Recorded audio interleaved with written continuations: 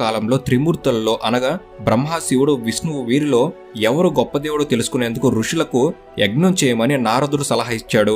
దాంతో ఋషులంతా ఏకమై చివరికి సప్త ఋషుల్లో ఒకరైన భృగు మహర్షిని త్రిమూర్తుల్ని పరీక్షించేందుకు పంపుతారు.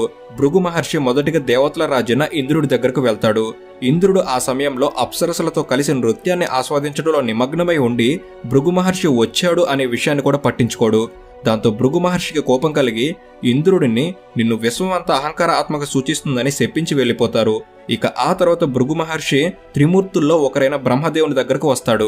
బ్రహ్మదేవుడు ఆ సమయంలో తనకు ఉన్న 4 తలలలో ఒక తలతో వేదాల్లో పఠించడం, మరొక తలతో ధ్యానం చేయడం, మరొక తలతో ప్రపంచాన్ని సృష్టించడం, అలాగే మరో తలతో తన భార్య సరస్వతితో గడపడం వంటి వాటిలో బిజీగా ఉండి భృగు మహర్షిని గుర్తించడు. ఇక ఆ తర్వాత భృగు మహర్షి శివుడి దగ్గరకు వెళ్తాడు. ఆ సమయంలో శివుడు తన భార్య పార్వతీతో కలిసి రుద్ర ధ్యానంలో నిమగ్నమై